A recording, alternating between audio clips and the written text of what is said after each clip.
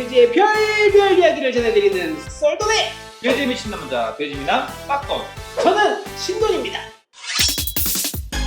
저희가 항상 그렇게 얘기해요. 또 방역이라고. 사실은 제일 좋은 거는 사장님 농장에 가서 저희가 촬영하고 좀 찍고 하면 좋은데 여기 빠꾸 신도 다 양돈하시는 분이 하니까 맞죠. 방역 문제 때문에 오늘 여기서 촬영을 하고 있습니다. 이렇게 밖에서 보는 게 좋아요. 우리 저기 뭐 농장에서 농장 주변에서 본다, 농장을 가서 본다, 뭔가 잘못된 거야. 농장 안에 발 들어가서 본다, 이거 뭔가 잘못된 거야. 이 질병이라는 게 돼지 키우는 질병은 사실 매출액에 엄청난 타격을 주거든요. 제가 돼지를 잘 키우고 있다가 제가 아까 처음에도 제 농장을 할 때 질병이 사실 제일 걸렸어요. 왜냐면 질병이 제가 컨트롤할 수 없는 부분들이 상당한 부분이 있기 때문에 제가 아무리 돼지를 좋아하고 사랑해도 질병을 외부에서 유입이 되면 저는 살아남을 수가 없거든요. 너무너무 힘듭니다. 너무너무 힘들어요. 어려워. 애 키우는 게 나을 수도 있어. 아 너무 힘들어. 그러니까 물론 제 자식은 저는 아직 없지만 제 자식 키우는 것도 어렵겠지만 정말 생물을 키운다는 게 정말 어려운 애로사항이 많은 것 같아요. 그러면 전반부는 농장을 어떻게 구매하시게 됐고 뭐 이런 얘기 금액 부분 얘기했는데 이제 개인적인 부분 한번 좀 후반부는 얘기를 해볼까요?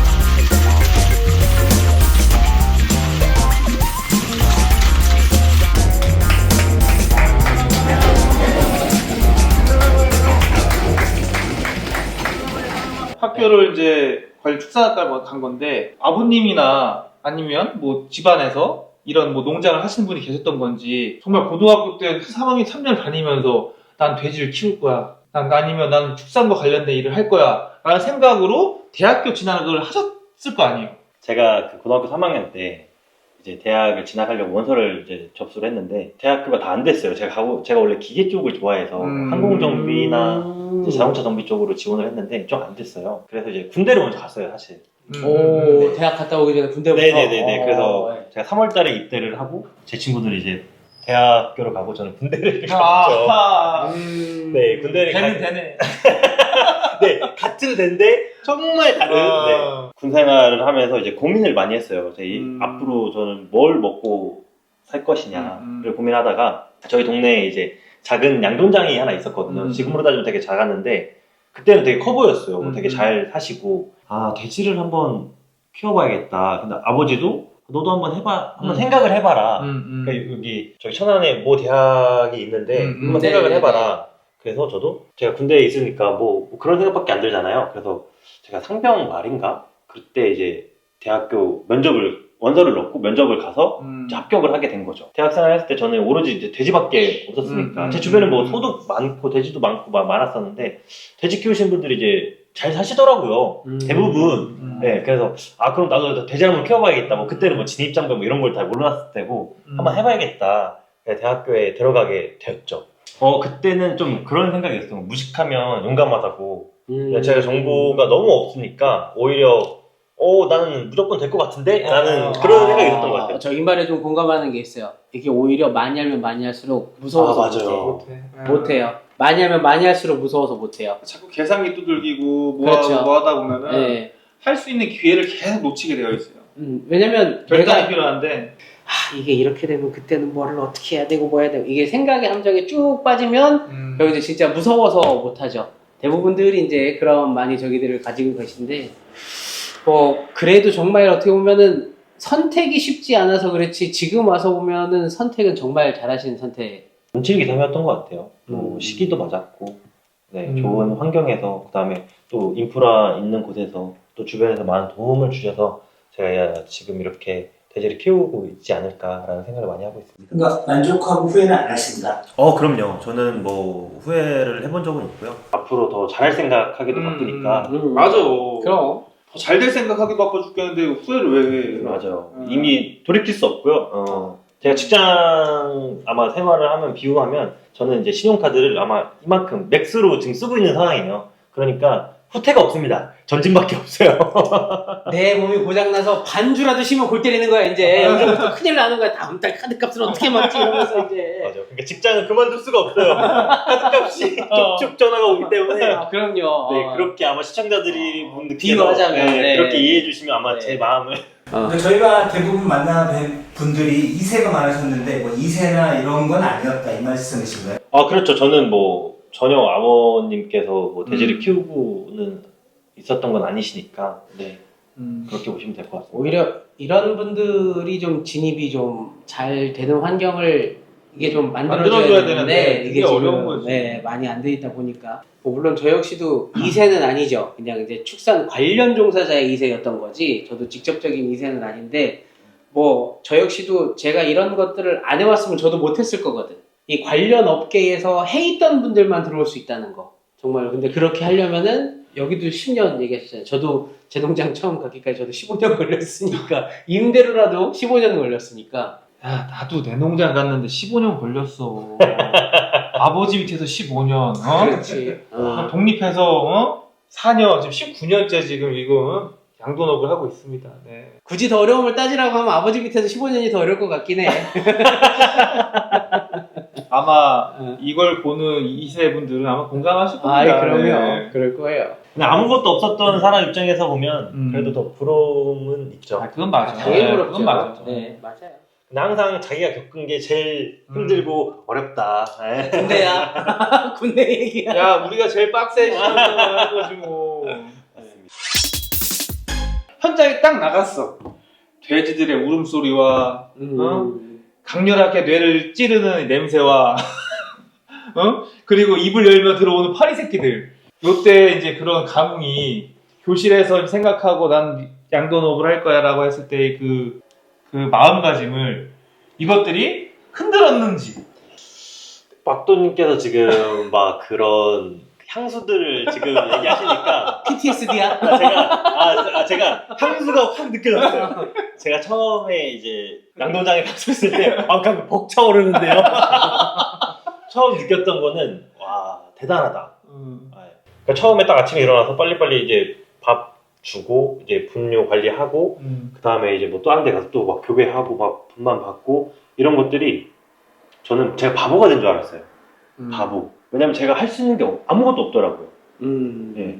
아마 지금 아마 회사를 들어가신 분들도 저한테 아마 이 말을 공감할 것 같은데 제가 뭐 대학 생활도 했고 사실 성인이 됐고 뭔가 자기의 의지를 가지고 할 수 있는 일들이 많잖아요. 근데 제가 딱 현장에 딱 갔는데 얼었던 것 같아요. 뭐 냄새가 어떻고 그런 게 아니고 안 들어와요. 제가 뭔가 제 의지를 가지고 할 수 있었던 게 없어요. 왜냐면 그 농장의 시스템으로 제가 움직여야 되는데 제가 그걸 다 모르니까 저는 정학씨 저거 해. 네. 쳐다보는 거죠. 그 다음은요? 정학씨 저거 해. 저거 하고 딱 쳐다봐요. 정학씨 저거 하라니까 네, 쳐다보고. 그러니까 약간 어미새를 바라보는 그런 입장이었던 것 같아요. 앉아. 네, 앉아 잠깐 쉬어 그러면 잠깐 쉬고 있다가 정학씨 저거 하러 가자 그럼 또 가서 하고. 네, 그 루틴을 했던 게 한 3개월 정도는 어버버버 했던 것 같아요. 그러다가 이제 제가 스스로 이 시간대는 이걸 하면 되고 저 시간대 저걸 하면 되니까 이제 그때부터 적응을 하면서 그러면은 이렇게 하는 것보다 이렇게 하면 효율이 좀 더 날 것 같은데 근데 갑자기 아까 그 얘기를 박도님이 그 얘기를 하니까 갑자기 그때 그냥 덩그러니 그 현장에 덩그러니 있었던 제 모습이 이렇게 누가 안 챙겨주면 이렇게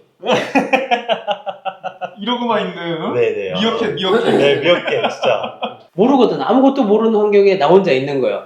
근데 이게 그러니까는 또 더군다나 특히 우리 그 10년 전 뭐 이럴 때만 해도 뭐 지금은 거의 대다수가 현장에 이제 외국인 친구들이 뭐 이렇게 하고 있지만 그때만 해도 우리 그래도 내국인 근로자분들이 제법 그래도 꽤 많이 많았지. 또 계셨었단 말이에요. 그분들은 이제 아무래도 좀 특징적인 게 뭐였냐면 잘 안 가르쳐줘 또. 네, 잘 안 가르쳐줘요. 막 쌀쌀맞게 대하는 분들도 많았어요. 네가 그렇게 해봐야 얼마나 버티겠냐, 금방 나가겠지, 요새 젊은 것들 막 이러면서 이제 하시는 분들도 많았었거든요. 그러면 더더욱 그래. 뭐 해야 돼요? 하면서 계속 맞아. 그럴 때는 그냥 모르세. 저는 바보입니다. 그냥 이렇게 선한 눈빛으로 이렇게 보고 있으면 저분들도 이제 알려줄 수밖에 없어요.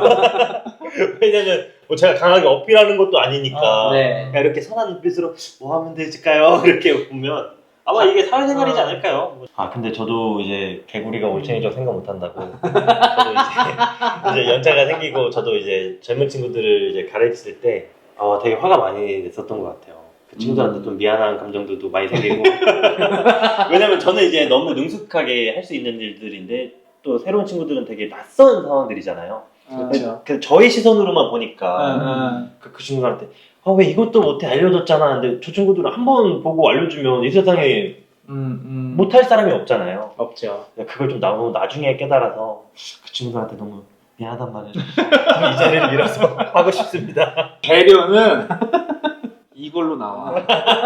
맞아요. 내가 이게 많으면 다 모든 게 다 배려할 수 있어. 이게 있으니까. 맞아요. 근데 이게 없어봐. 사람이 항상 화가 나 있어. 궁핍해 진짜. 항상. 최고의 배려는 월급을 올려주는 상황이 될 수 있으면 제일 좋은 거죠. 그러려면 내가 이게 있어야 돼. 내가 이게 있어야 월급도 올려주고 뭐 하는 거지. 이게 없으면 아무것도 안 됩니다. 농장 성적은 어떻습니까? 농장 성적에 제일 중요한 포인트들이 있거든요. 이제 그게 산차 구성도예요. 모돈의 산차의 구성도가 완벽한 구성도를 이뤘을 때 농장의 성적이 제일 하이에 있다라는 표현을 많이 하거든요. 산차 구성도가 지금 맞춰가는 과정 중에 있어요. 이게 한 3년 걸려요, 거의. 네. 네, 3년 걸려요, 3년. 지금 제가 이제 산차 구성에서 제가 한번 진짜 아프게 맞았었죠. 아픔이 좀 있어가지고 제가 이 농장을 구매하면서 그때 농장에 이제 모돈이 350두가 있었는데 평균 산차가 7산이었어요. 350마리 중에 그냥 근데 저기 300마리가 육산이야. 근데 그래프를 딱 그려보면 이렇게 와서 이렇게 있었어요. 그러니까는 U자. 6산, 5산, 4산, 3산, 2산이 없는 없고 거죠. 후보돈들 몇 개 있었고 그 돼지들을 들고 와가지고 후보돈을 들어와서 구성을 하는데 그래프가 나중에 점점 갈수록 U자 그래프가 되는 거예요. 맞아요. 1산, 2산 겁나 많고 중간 허리 없고 막 7, 8산, 9산 막 이렇게 올라가고 막 그러다가 겨우 이제 만들어 놨는데 부시자. 부시자. 조금 더 쉽게 말씀을 좀 설명을 해주실 수 있을까요? 공산품이라고 이제 예를 들면 모돈은 하나의 기계라고 보시면 될 것 같아요. 그러니까 이 비유를 하자면 기계를 이제 어떤 우리가 공장을 이룰 때 이번 연도에 기계를 사고 내년도에 기계를 해야 되잖아요. 근데 이제 새로운 기계가 많고 오래된 기계는 적어야 되는데 이제 저 같은 경우에는 오래된 기계가 많고 젊은 기계가 그러니까 새로 산 기계가 없는 거죠. 그러니까 새로 산 기계들이 사실 이 퍼포먼스가 좋잖아요. 왜냐면 뭐 기술도 들어가 있고 뭐 여러 가지 저기 좋으니까. 근데 이제 이게 거꾸로 됐을 때는 상당히 이제 기계의 노후와 이제 왜냐면 수리비도 많이 들어가고 생산성도 떨어지고 그렇게 조금 이해를 하시면 그리고 이제 언제 고장날지 모른다라는 불안감 리스크가 상당히 있죠. 설명이 좋아. 좋으시네, 설명이. 엘리트요. 그런 부분의 성적이 그래서 성적은 지금 뭐 이유도수로 말할까요? 이유도수로 말하면 뭐 11두에서 12두 사이 복당. 네, 왔다 갔다 하고 있고요. 근데 사실 일괄 농장이니까 폐사율, 그러니까 육성률이 꽤 잘 나오는 편이에요. 성적은 앞으로 뭐 2유도, 13도 가야 되겠지만 그래도 지금은 뭐 욕심 부리지 않으면 그래도 잘 하고 있는 수준이라고 생각해 주시면 11도에서 12도 사이 하는 것도 뭐. 네, 축복이죠. 네, 잘하는 거예요. 네, 네, 잘하는 거예요. 이런 그 산차 구성, 그러니까 기계의 연도별 이런 구성도 좀 잘 되어 있어야 되고, 그 다음에 농장 안에 시설도 시설 설비, 그 다음에 이제 큰 질병 이런 거 없이 컨트롤이 잘 되고 있어야만 가능한. 네, 가능한. 그 중에 하나라도 안 되면 안 된다. 네, 그쵸. 뭐, 아니, 뭐, 12개, 13개씩 이거 하면 뭐해. 나중에 출하할 때 돼보면 그 13개가 막 한 10개 돼 있고, 9개 돼 있고 하면 아무 소용없는데.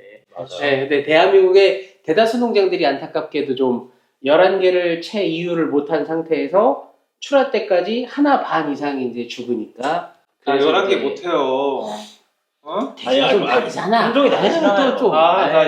드록 얘기 안 해서 그래, 지금? 아니. 빨리 두력도, 네. 더 빨리 개량을 좀 더 네. 해가지고, 또 11두씩 이유하는 게 목표예요. 저도 이제 농장 설계할 때 두력이지만 11두 이유하는 걸로 설계를 해서 진행을 하는 거기 때문에, 그때까지 부단하게 또 노력을 해봐야죠. 쭉 이제 히스토리도 좀 들었고 해서 이제 좀 이제 저희가 이제 돼지 인사이드로 해서 이제 처음 모신 손님이기도 하고 해서 저희가 이제 매번 돼지 인사이드를 모시면은 좀 이렇게 좀 드려봐야 되겠다라고 해서 좀 준비한 질문인데, 이 양돈 사업 하시면서 본인의 최종적인 목표는 어떻게 되시는지? 어떤 분이 그러시더라고요. 자기 집을 지으려고 하면 다른 사람한테 나 집 지을 거야 라고 꼭 말을 먼저 해야 된다. 그게 첫 번째 단계다. 왜냐하면 말을 하는 순간 나는 꼭 지켜야 된다는 그런 생각도 좀 들고 맞아. 목표를 이루겠다는 생각도 들어서 제 목표는 저는 사실 예산에서 지역에서 제 돼지고기를 생산해서 이 로컬에 좀 납품을 하고 싶어요. 그러니까 그 납품을 하는 과정이 어떻게 되냐면 가격을 경쟁력 있게 싸게. 그래서 저는 제가 돼지를 키우고 있는 이 사회에 이종학이라는 사람이 돼지를 키워서 우리가 돼지고기를 싸게 납품을 받고 그럼 이거 소비자한테까지도 싸게 가니까 저 지역에 가면 이종학이라는 사람이 돼지 키워서 그래도 저 지역엔 이종학 돼지고기가 맛있어 라는 그런 꿈을 갖고 있어요. 그래서 우리 마진을 조금 더 줄이더라도 소비자들한테 많이 널릴 수 있는 그런 것들을 한번 해보고 싶은 게 꿈입니다, 사실. 우리 이종학 사장이 나랑 비슷한 생각들을 하고 있네요. 저랑. 그래서 영향이 있었다고 지금 또 이렇게 한번 또 이렇게. 아니. 어쨌든 저도 이제 뒤록이라고 하는 육색돈을 지금 사육을 하면서 어떻게 하면은 소비자들한테 좀 더 저렴한 가격으로 그리고 질 높은 품종의 돼지고기를 공급하느냐, 이거에 대해서 상당히 많은 고민을 했었고, 사실 양돈장이 이제 기피 대상이잖아요. 근데 사실 저는 양돈장에서 살고 있지만 제 집이 거기 있거든요. 저도 살면서 저도 돼지를 키우고 있지만 저도 냄새가 나요, 사실은. 근데 그 주변 분들은 얼마나 큰 피해를 받고 계시잖아요. 전 그래서 그런 마음을 좀 베풀어 드리고 싶어요. 왜냐면 제가 뭐 사업을 하면서 어쩔 수 없이 냄새가 나는 부분도 있지만 그래도 제가 열심히 제 사업을 잘 꾸려서 우리 사회, 그다음에 더 나아가서 소비자들한테 저도 열심히 해서 소비자들도 좀 더 가격이 좀 저렴하게 돼지고기 단백질 공급원이니까 그렇게 조금 더 더불어 사는 그런 사회가 좀 됐으면 하는 좀 따뜻한 사회가 됐으면 좋겠습니다. 기분 좋네요. 맞아요. 기분 좋아요. 정말, 네. 오늘은 이렇게 해서 처음 이제 썰돈 속에 코너 속의 코너로 돼지 인사이드에서 젊은 정말 우리 저 백송농장 이종학 선생님 모시고서 이렇게 좀 얘기 나누는 시간이었고요. 어떻게 보면 여러 가지 현안 문제들부터 그다음에 젊은 2세들이나 젊은 아니면 1세대죠. 1세대. 어떤 이렇게 젊은 신규 신입이 어떻게 들어와야 되는지, 또 어떤 어려움들이 있었고 어떤 과정이 있었는지 알아보는 시간 너무 뜻깊었고, 앞으로도 좀 이렇게 저희가 이 관련된 돼지 인사이드 많이 초청해서 한번 좀 좋은 소식들, 그다음에 좋은 말씀들 전해드릴 수 있도록 하면서 오늘도 여기서 마무리하겠습니다. 자, 오늘도 구독, 좋아요, 알림까지 꿀꿀!